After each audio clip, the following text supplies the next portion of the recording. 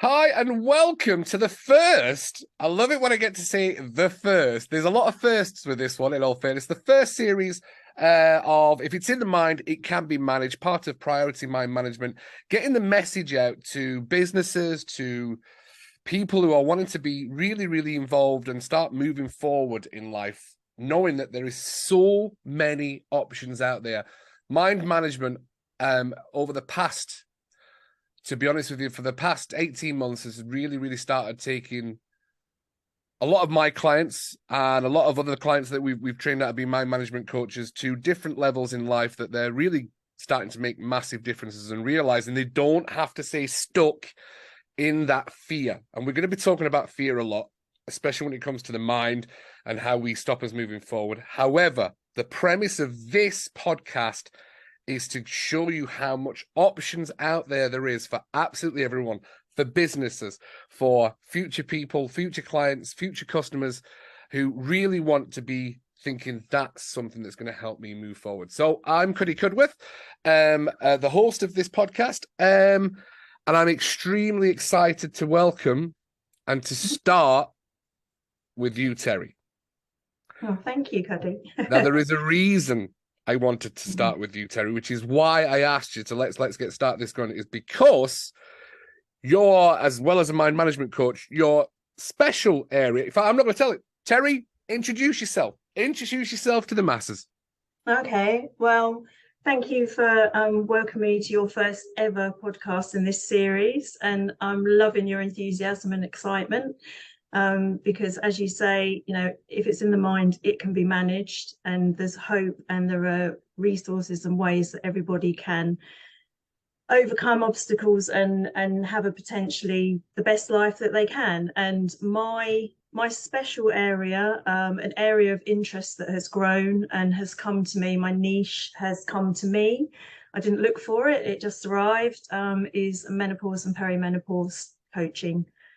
So supporting everybody, and not just women, everybody, anybody who has ovarian function, anybody who identifies as going through the menopause transition, and everybody else who's impacted by it indirectly: husbands, wives, partners, brothers, sisters, businesses. It's all levels of society and impacts absolutely everybody. So it really needs to be talked about, and opening up the conversation is key. Absolutely. So the reason I wanted you to be the first, and there'll be a lot of our other priority mind management coaches, because I'm special. You are special in so many ways, Terri. Yeah. Is my wife never really listens to any of the podcasts that I do anyway, but it's been for about 2.5 years, my wife's been going through the menopause, and it's been brutal. It's been absolutely brutal. And I know that there's information out there.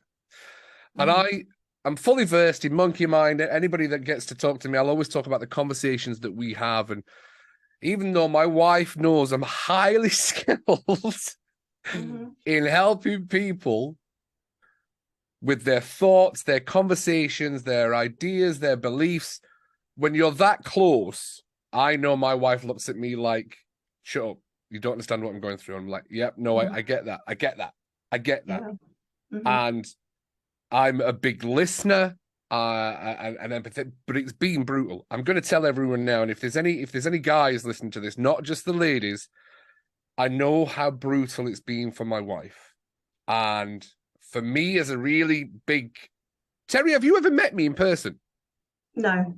So no. I am literally 6'2" and 4 feet wide. I am the size of a house or a baby rhino. I am.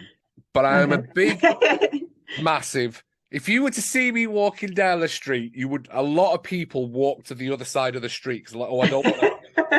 Right, so that's why I walk around with a smile. Honestly, the amount of times I see people, they either gravitate towards me because I'm vibing, and they're like, "Oh, look at this guy with a smile and silly hair. He's 45 years old," or they move to the other side, thinking, "Oh, I don't want to get near this guy." But I'm a big soft teddy bear, straight up, Terri. That's what I've always been, and always will be.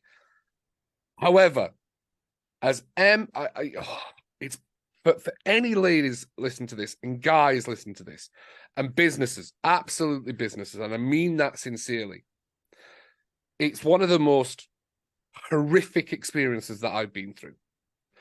And I'm not taking anything away from my wife because it's been twice, 3 times, 4 times, 10 times harder for my wife.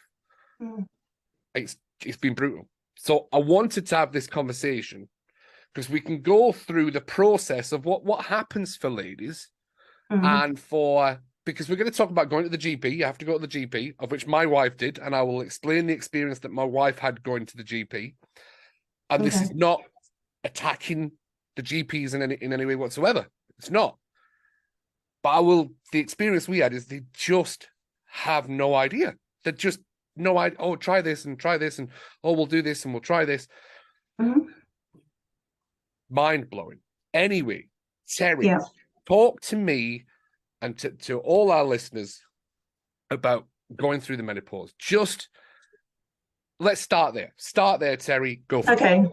Okay. So, thank you for sharing your experience and hopefully with your wife's permission, her experience of what you're both going through as a couple.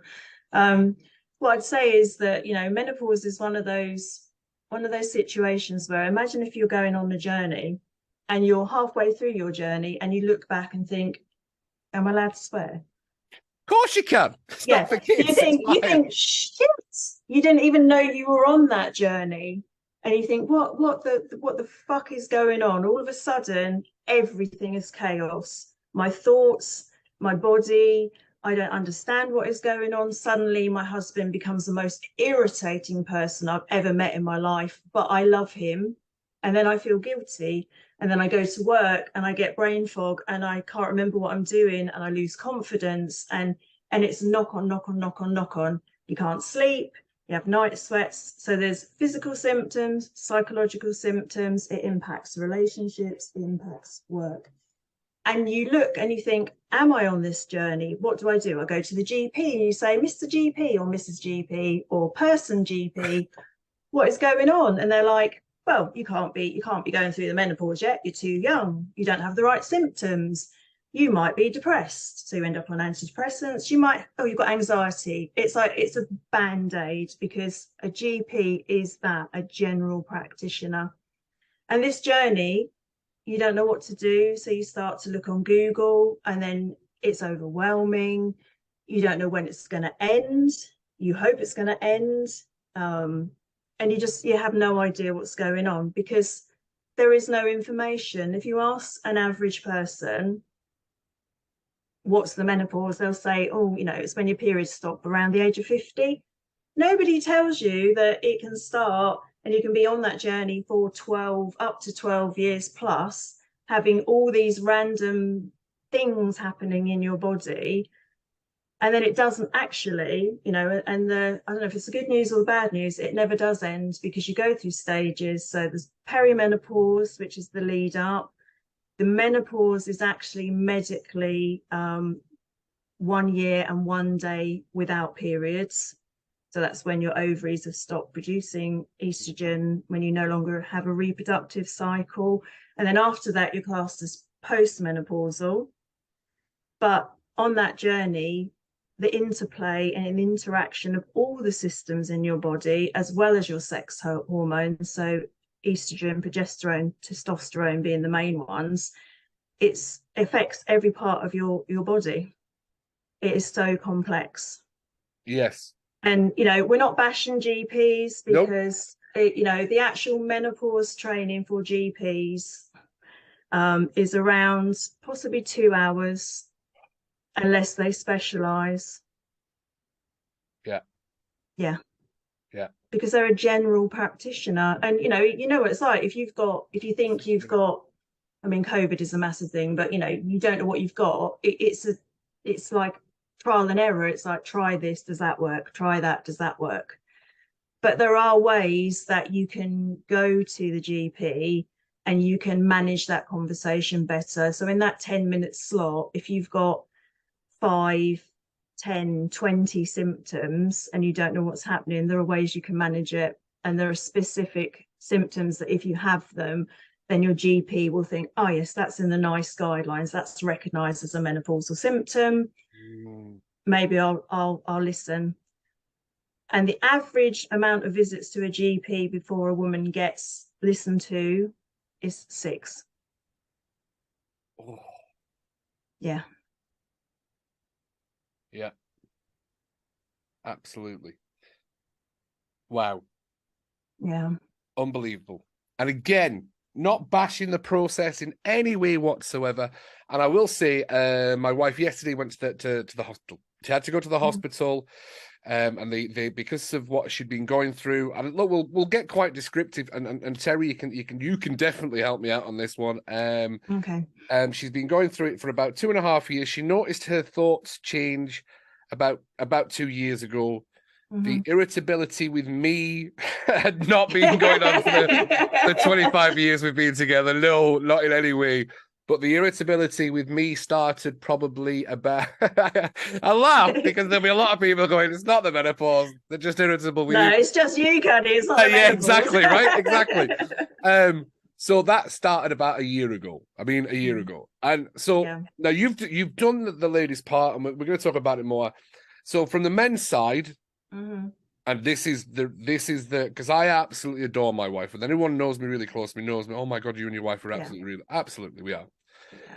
Yeah. So from a man's perspective, I woke up and felt like I'd lost my wife. Yeah. Because you're like, what the hell? Where's that person gone? It's hard. Yeah. It is hard for guys. Telling you now. Yeah.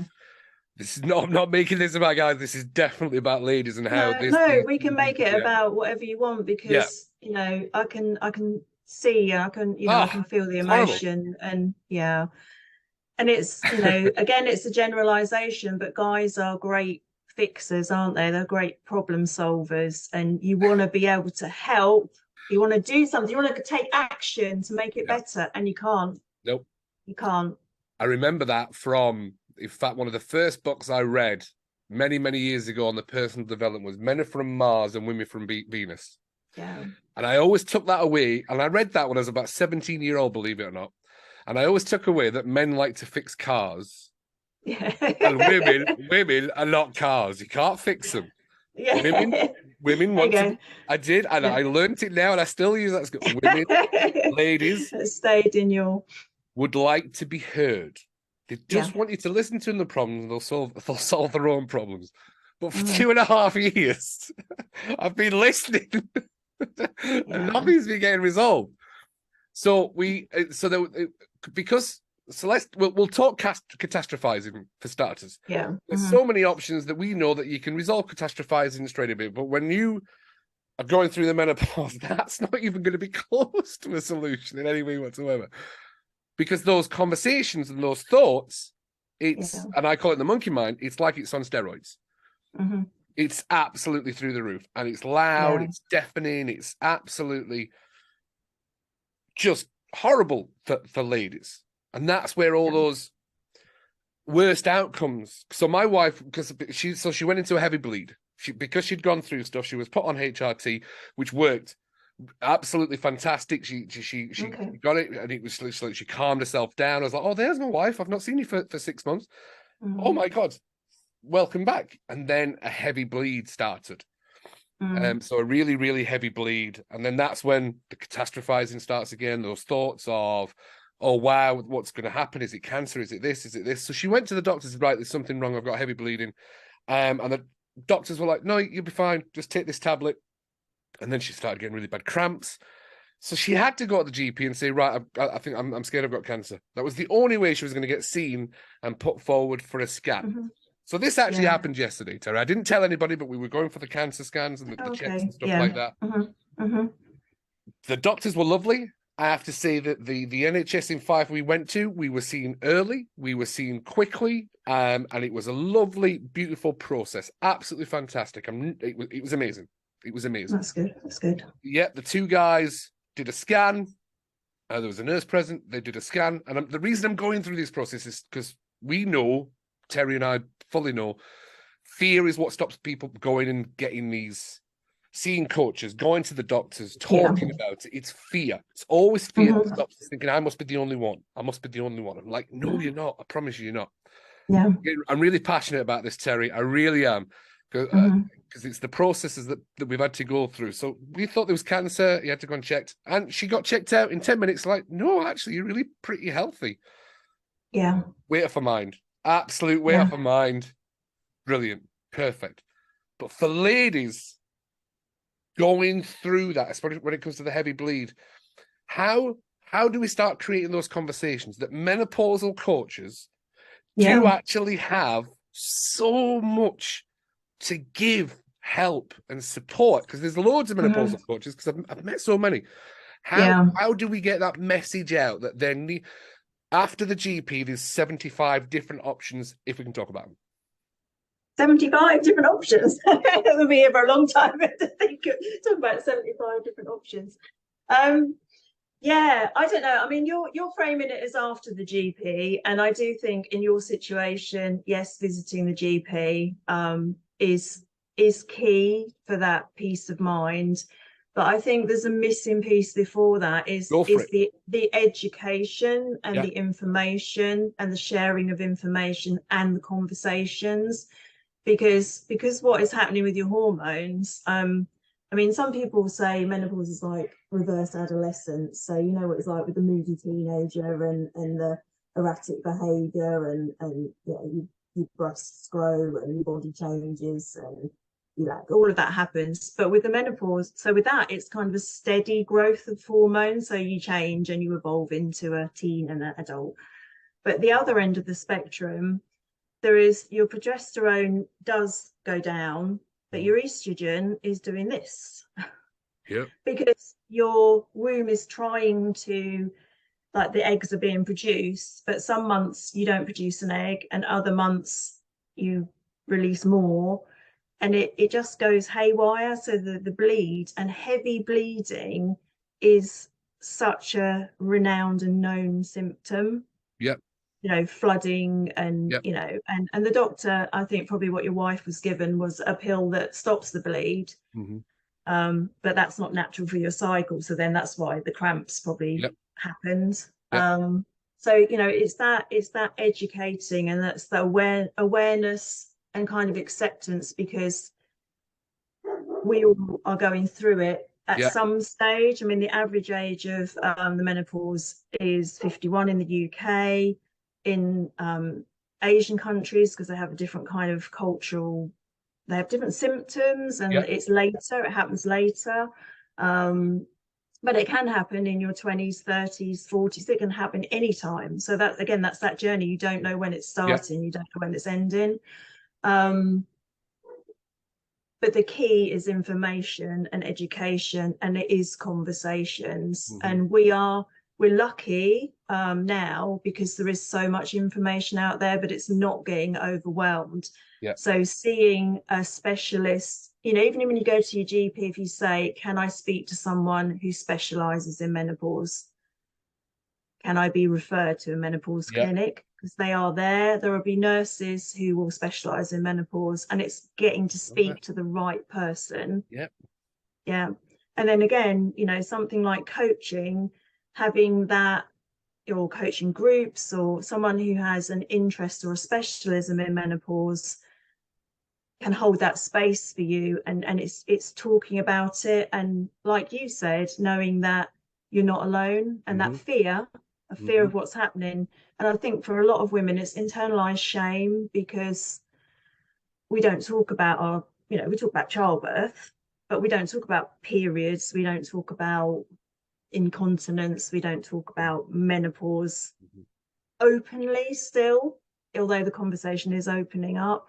So it's those conversations to normalize it, but also if you don't feel right and you can't get over that, is to obviously see a medical practitioner. So I'd never say don't go. No, absolutely not. And it's, you know, it's so unique to, so it's one of those phenomena that's universal, but it's so unique to every single person.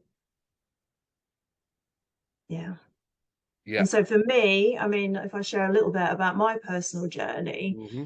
I will talk about menopause, and people that know me will go, well, you're all right because you're lucky. You had an easy menopause. Yours was like, piece of piss or whatever. But I think no, because I did not vocalize what was going on. But I also had a cancer scare. I thought I had cancer. Yep.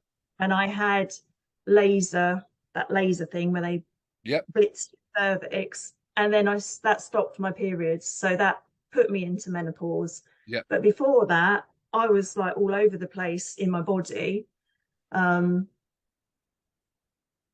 But I have this philosophy that, it is natural, but that doesn't mean you have to suffer.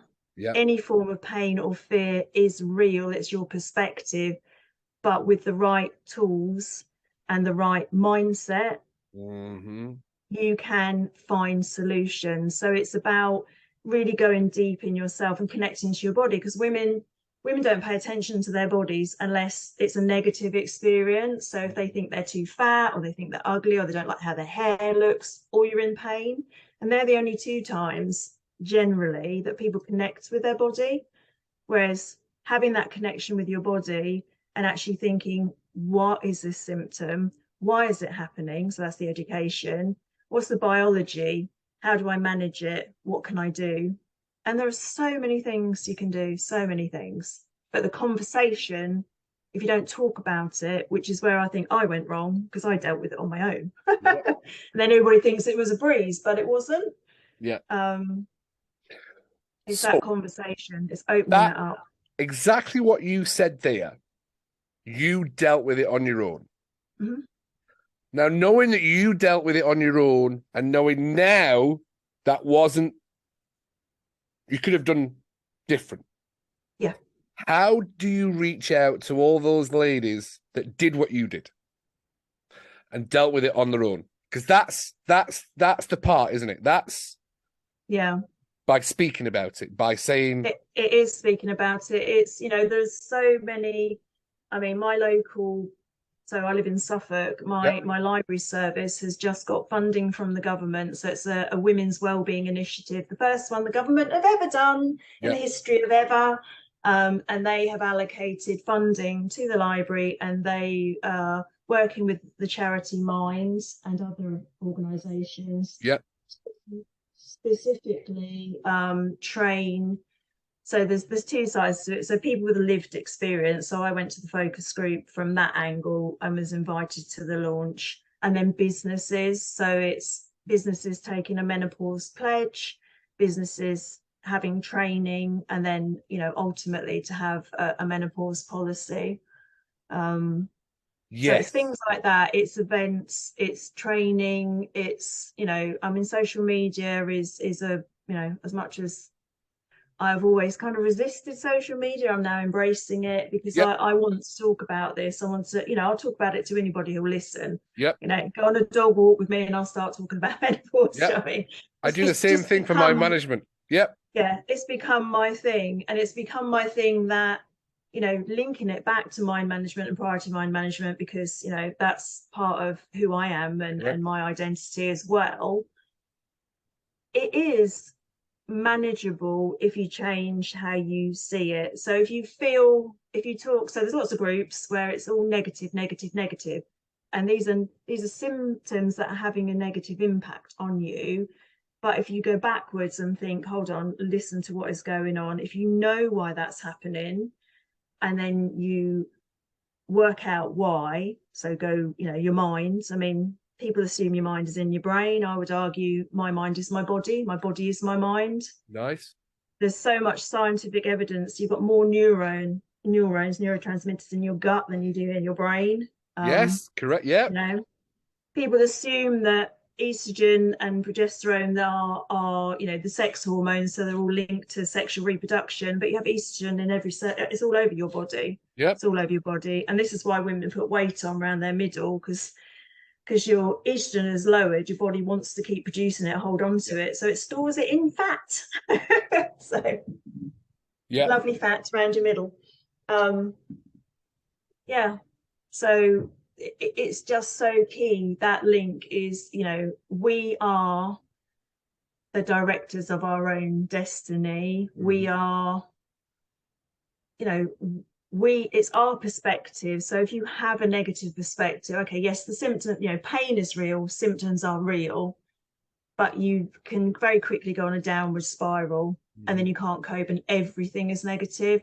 But it's like facing that fear, facing that challenge, and working out how to uplift it to keep you going, because we don't ever stop. That we also have this lovely thing on parallel is we're aging, and the UK and Western societies kind of view aging as a decline, as a negative. You get frail and old, and you're not really relevant anymore. But right now we have this massive aging population. People are women, the average age that a woman lives to is 84. So she hits menopause at 51. She will be in that menopause frame for over half of her adult life. You hit mid-age and you possibly have teenage children, you possibly have elderly parents, you're in that sandwich generation. The link between, when perimenopause typically starts and when menopause hits you, that is the highest rate of suicide in women. It's the highest rate of divorce. It's the highest rate of relationship breakups. So it is so important. It's so important to normalize the conversation as it is about mental health. We are all on a mental health spectrum.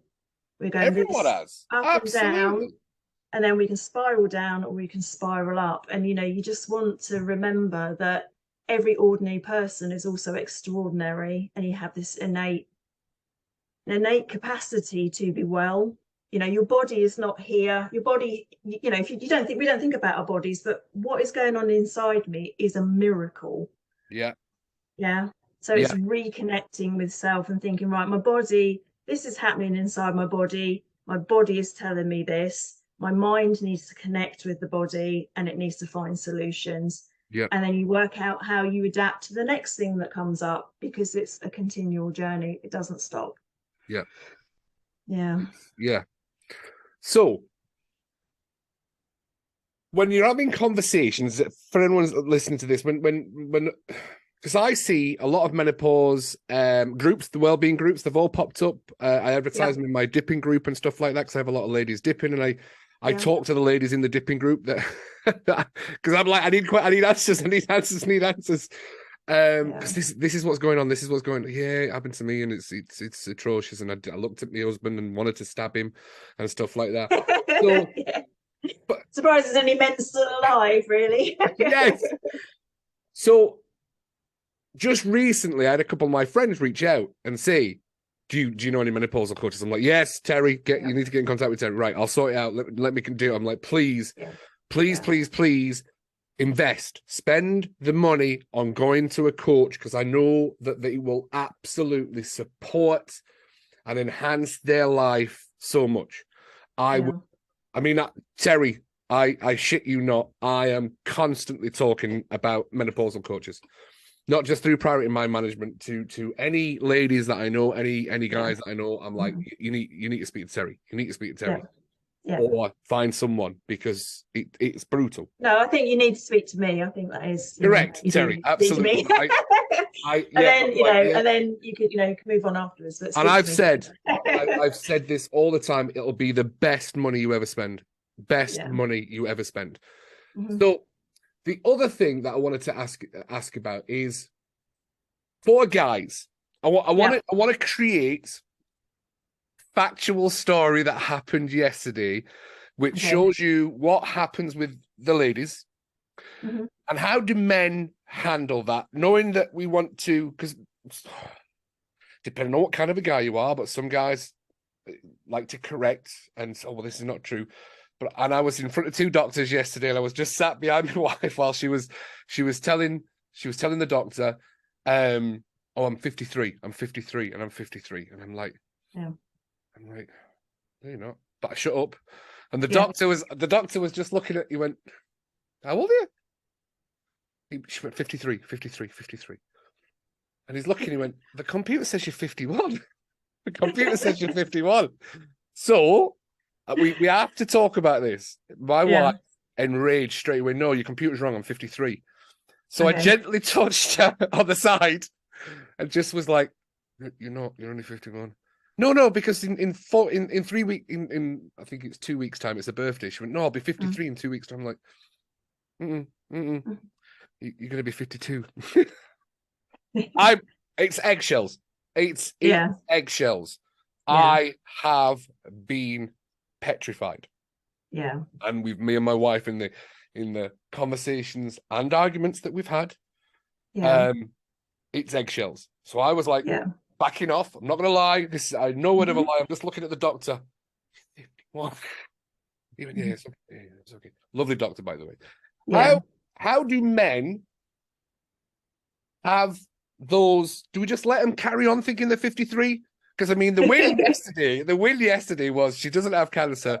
She's actually got quite a healthy womb, according to the doctor, and she's only 51. She's not 53. I went, you've had a pretty good day in all fairness. That's it. I went, you're nearly you've got 2 years younger, and you're fit and healthy. Yeah, I think what you're saying there is key. It's the walking on eggshells, because the person becomes somebody else, but from your perspective, that's how you're feeling. So imagine your wife, and she has all this turmoil, and I mean, possibly that was brain fog, that kicked in there. She has lots. Yeah. And that's because the changes, and a lot of women actually think they've got early onset dementia. Correct. Because it affects your brain chemistry because of the estrogen dropping. But that does settle down. I mean, it's not all doom and gloom. But for guys, I think you have to take a step back, and you have to take a breath and pick your battles. So in that situation, did it matter how old she was? I mean, only according to the doctor. Yeah, exactly. The doctor and the doctor had to have the right information. Yeah. So really, it doesn't matter, No. And I think it's like taking a step back. So you obviously have your perspectives and your emotions and how it's impacting you. Yeah. But are you able to take, some breaths and actually think, before I ask this question or before I make this comment, is it beneficial? Is it going to help? Because a lot of guys feel so lost. They'll be like, they think their wives don't love them anymore. Yeah. They feel useless. All of those feelings are valid. But you're also two people. And if you really understand what is going on, how complex it is for a woman, because a lot of women will go through grieving process because they can no longer have children, even if they don't want it anymore. It's like you lose part of your identity and who you are.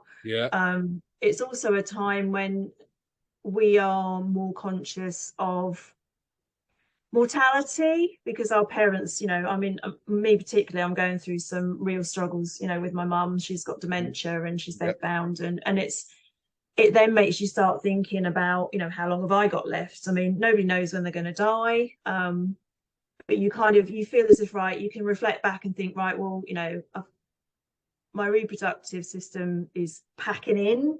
I'm becoming something else. What have I done? Where am I going?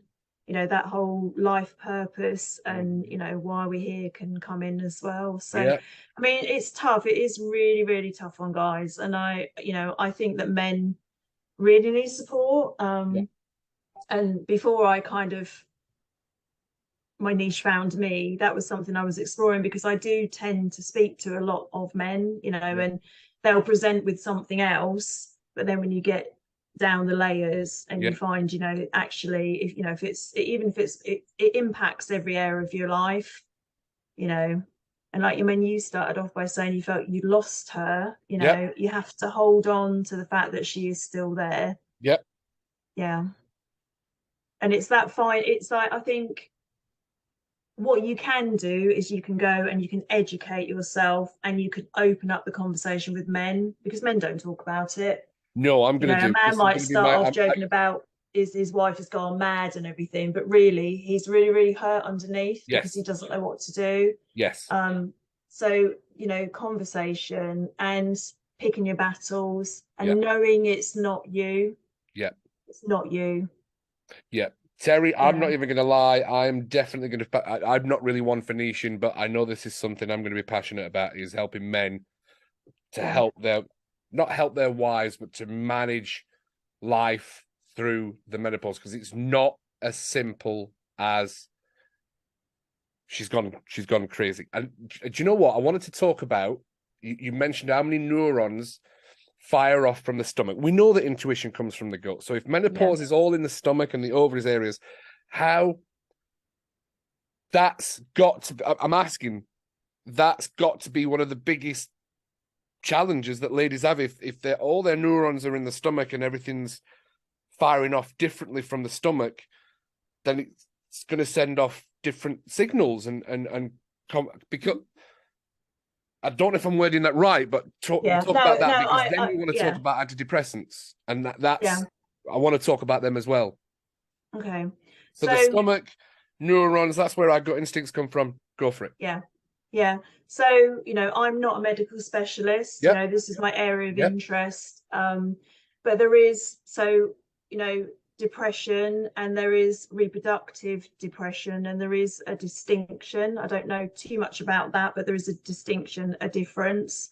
And yes, I do think that, women, I think it's our mind is our whole body. You mentioned the gut, but reproductive hormones are in our brains, they are throughout our body, and it's the complexity of all of the neurotransmitters and the hormones. So cortisol and dopamine and all of those other things, and that's quite a kind of a medical field. So without notes, I wouldn't want to go too far down that line, but I do think that's why for me my process is body awareness and tapping into intuition, and listening to your body. So like somatic coaching around movement and energetics and everything. I think for me, I'm kind of like a jack of all trades, master of none, but then oftentimes more than master of one. So that quote gets misquoted all the time. I just heard that yesterday on a TikTok or something. That exact quote, what you just said. Shakespearean. It's to do with like the theatre in Shakespeare, because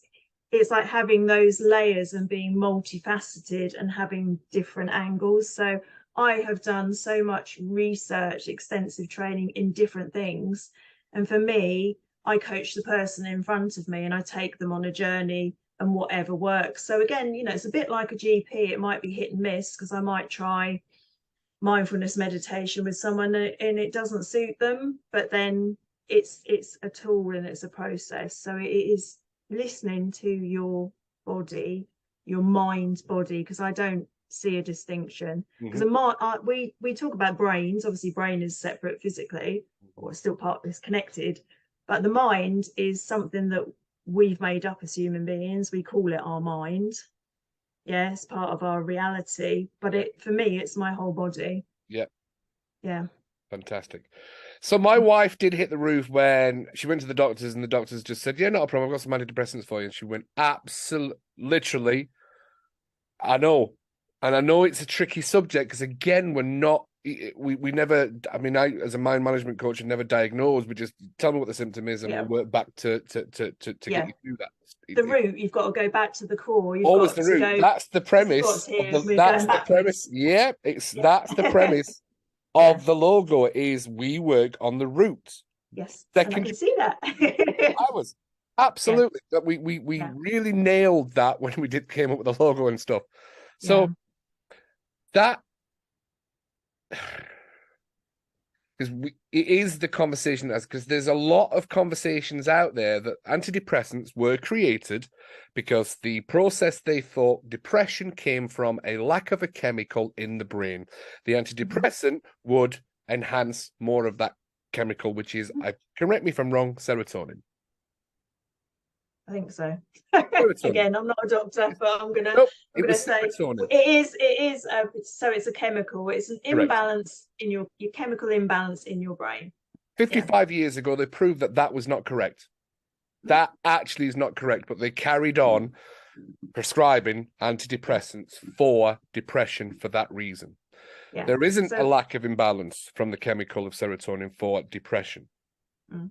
So I would argue because I know so many people who are on antidepressants, and you know, I will have conversations about the menopause, and I'll talk about HRT. Again, I'm not an expert on HRT, and I think that you could be in a room with 20 women and they could all be on HRT, but they could all be on something completely different. Yeah.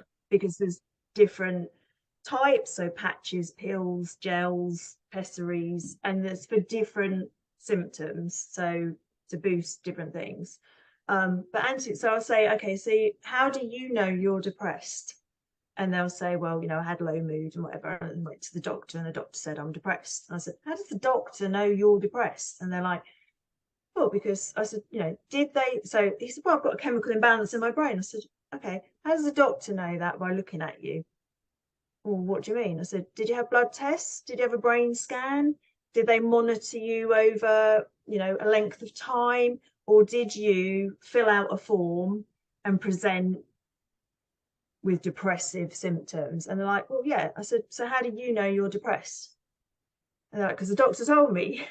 How does the doctor know you're depressed? And it's that cycle of, and yet some of these people will be on antidepressants where maybe they should be on HRT, because HRT went through a bit of a rough ride where it was research came out, and it was not factual, it was not proven, and it caused a sort of a drop. People stopped taking HRT because they thought it was going to give them breast cancer and various other things. But because HRT has changed so much, and now there's loads and loads of research, and there are particular doctors out there promoting it because it has potential ongoing benefits. It can reduce your risk of dementia and osteoporosis, and you know, if that's the hormone that you're lacking. So, but they won't go on HRT. There's people like, I'm not going on HRT, but you're on antidepressants, and there's like nobody's checked anything. Do you know what I mean? You know, and I'm not saying depression isn't a real thing, but I mean, again, it feels like I'm GP bashing, but we're not GP bashing. The GP is not the expert on you. The GP is there, and they try and work out the best way. So if you go to your doctor and you have 5 symptoms and depression, they will deal with that first, because if they regulate your mood, that could maybe help. So it's like a band-aid, but it's like a band-aid on a volcano. Yeah, exactly. It's not dealing with what, I mean, why do you feel depressed? What is going on in your mind? What is happening? You know, we have this innate well-being. I mean, I'm not special. I'm an ordinary person. Why am I the only person in a group of lots of people who is not taking any medication? I'm not special. I just listen to my body. I have pains. I have, you know, I have psychological, you know, before this podcast, I was very anxious, you know, but I recognize that in myself, and I vocalized it. I mean, I said to you, I said I was very nervous, you know, because we don't talk about it. You know, we're human beings. It's okay. We all feel nervous. We all lack confidence in situations. We all have pains. We all have shame. We all have levels of trauma. And if we don't deal with them, and we don't recognize that we are able to deal with them, how can we expect to be well? Correct.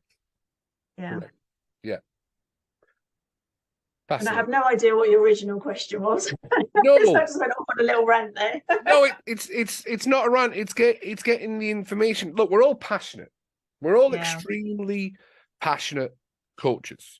And I think most people get into the coaching because they've gone through an experience that they couldn't get an answer from a doctor. And I've talked about this before when I was and I use terms different now.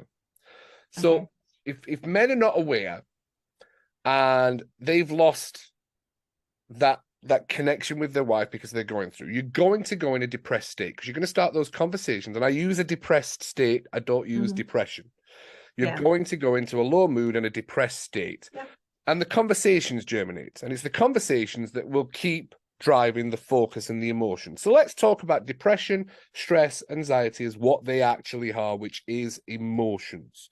Yeah. They're emotions that are created by the focus that we have and the conversations that we have with ourselves, and they send us on a downward spiral, those low moods, going through those list of emotions, which you just mentioned, which was shame, guilt, insecurity. And when we're in those states, feeling those emotions, which you are okay to feel those emotions, but to get out of those emotions is a priority and opportunity and choices for people. Yeah, when it starts talking about those emotions as we just have then we want to start creating that conversation for the men to understand it's not about you. The menopause 100%. is not about you. And that's what will calm those conversations that the men will have. Yeah. And I work with the conversations when I'm working with the sports people that I'm working with, when I'm working with teenagers, when I'm working with adults. I've got a phenomenal lady that I'm working with who's going through some certain things, and we're coaching her through those processes. One of the things that I want to ask, when you know the answer, Terri, because I know you will, how... Because that's when a lady is completely enraged in the emotion that she's going through at that time, whatever's triggered her, because of that hormonal imbalance. If I say any words incorrectly, Terri, please correct me because you are the expert. How can you get someone to understand that changing your food can help and going to flax seeds, chia seeds, because they're good for the certain hormonal imbalance? Check me out, done my research for a long time. You have. I'm impressed. And how, when you've got that conversation of I'm ready to stab anybody near me because they sniffled or sneezed at the wrong time, the lack of sleep, which will drive everything else, how can you create a conversation that, have you tried meditation or yoga? Okay. So I think, what is key is that the initial conversations you might have, so if someone came to me as their coach, is to just get everything out, to speak out everything. And then what I personally do is work on that person and where they are right now, where they want to be. They might not believe that can happen at this point, and then work out. It's like having I call it a midlife audit, and then like a menopause plan. It's like planning out. And one of the first steps of that is, with all of the things that are interlinked, what is the one thing that would have the most impact? And then you can see that solution and you can solve that tiny, it might be a tiny thing or a big thing, and then that will then have a knock-on effect on the other things. So if you're having hot flushes, which is a physical symptom, you're waking in the night, you get stressed, you have to change your bed sheets, then you get insomnia, and then because you're tired, you're exhausted, and then you snapping at people, and then you go to work and you get brain fog because you're so tired you can't remember things, and all of the symptoms kind of go in this rolling circle. So it's working out a starting point and knowing that little step is then going to take you on that journey, and it teaches you, for each thing, it teaches you how to adapt, how to recognize that all emotions are in the moment and they're transient and they go away. Otherwise, the first time we got our heart broken, we would never fall in love again. Or the first time that we lost someone and went through the grief process, we wouldn't continue our lives. It's things that are really real in the moment. They're a process that we work through, and there is light at the end of the tunnel, or however you want to do it. So it's really key to pick a thing. And we know, everybody knows well, not everybody, so I'm generalizing, but generally people know that they need to exercise more. They know the things that they could do to help them sleep. They know that, like last night I I was really tired. So I had, what did I have? I had fish and chips, and then I had ice cream. Now I know that's not really good for my body, is it? But I I'm enjoyed happy it. with the fish and chip choice. I'm not going to lie. I wanted it, and and it's okay that I wanted it, and I've got no attachment to that, because that's a one-off. If I did that every night, it might be a problem. But it's working out, because a lot of people will say, I can't exercise because I'm in pain, or I can't get out of bed because this is happening, that's happening, I can't do this thing. But you have to do the thing. So it's not seeing is believing, it's believing is seeing. Believe that you are well, believe that you can achieve whatever you want to achieve, and if you don't, that's okay, but you keep yourself stuck. So it's taking something, and then in a coaching situation, that would be, I would be, adding value, co-creating with my client, and then that improvement then sparks that sort of hope that they can continue. And then when you hit setbacks, you can see how far you've come, and it's like always looking at it from that kind of perspective. Yeah. And that goes back to your mind and managing your mind. And yeah and it's key that emotion, we have emotional attachment to pain. We get angry, we get sad, we have all these emotions for pain, but really pain is a signal from your body telling you something is wrong, you need to do something, or you have done something that is not good for you. Yeah. Physical pain. Yeah. Absolutely. So that's what it's telling you. So if you break it down and detach the emotion, which I'm not saying is easy, but it can be done. Yeah. It's like retraining yourself, recreating yourself,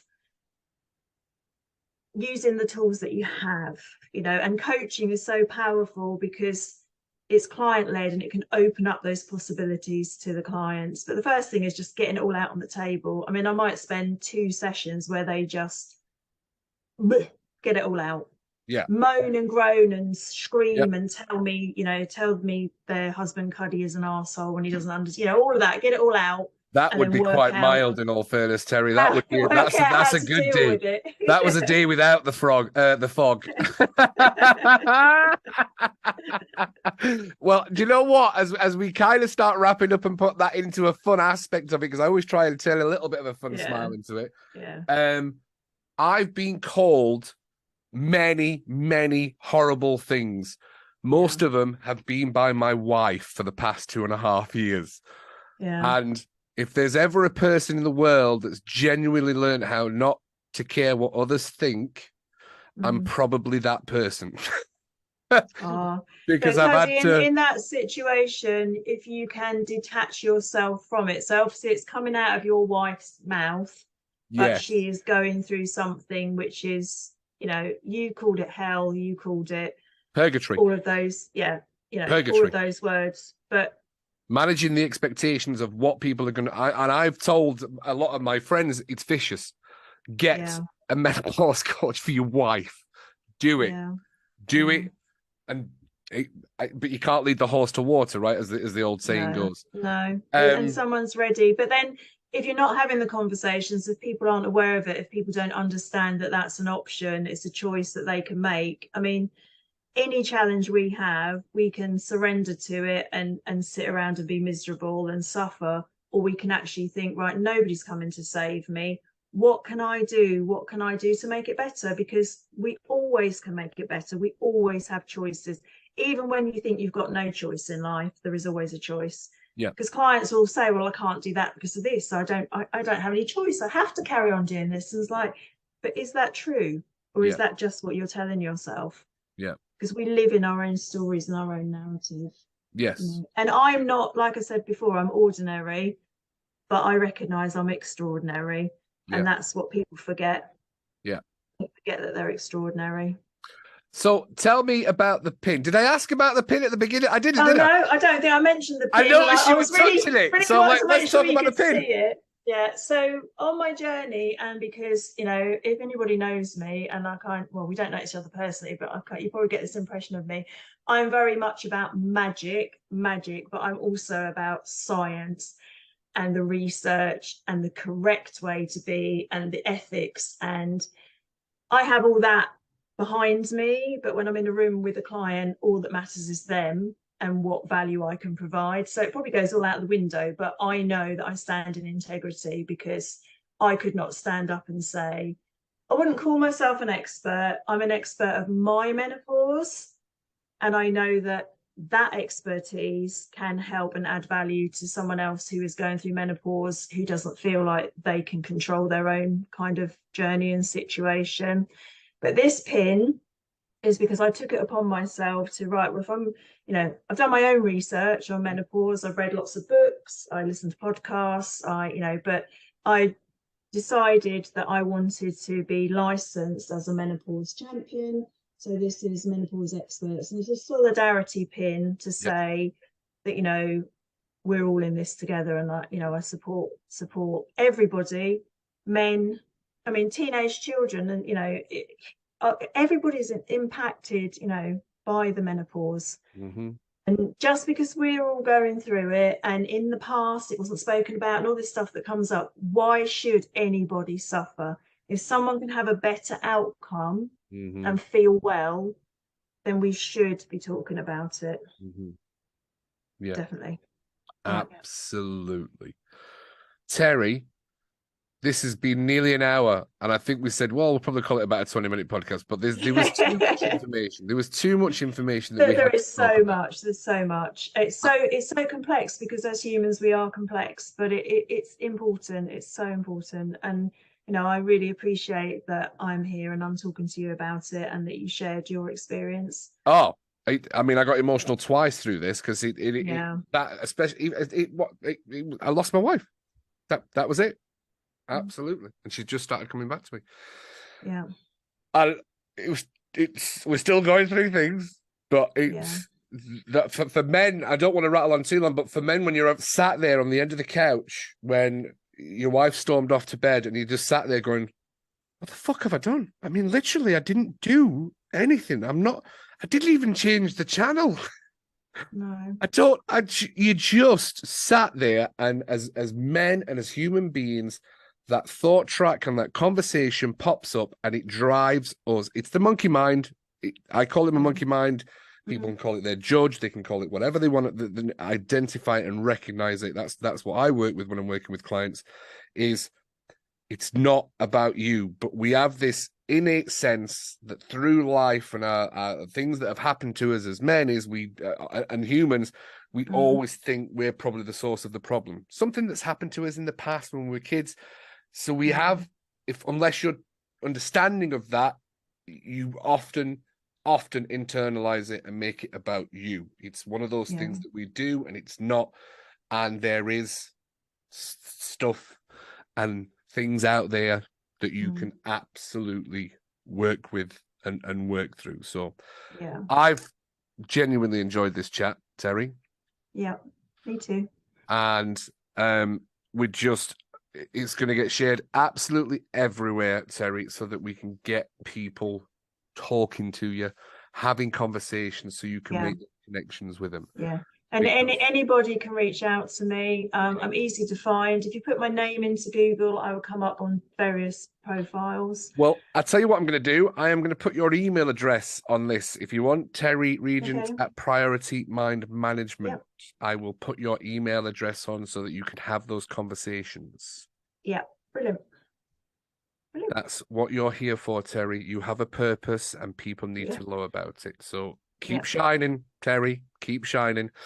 Thank you very much. This is episode 1 of If It's in the Mind, It Can Be Managed. We've got some amazing coaches at Priority Mind Management that not only work in mind management and helping people with anxiety, stress, depression, constant overwhelm, overthinking. We rattle off these symptoms because these are symptoms, but actually you don't have to live with them. And that's what mind management's about. And the businesses that we're working with and the clients that we're working with one-on-one, they're really finding the benefit. And it's a quick turnaround for a lot of people. We talk about this, Terri, is we're not therapists. We don't want you coming seeing us for months on end and going through, no, quick solutions Let's get you moving forward. So, episode 1 of If It's in the Mind, It Can Be Managed. Thank you very much, Terri Regent. You're very welcome. Thank you. And as always, big love from Cuddy.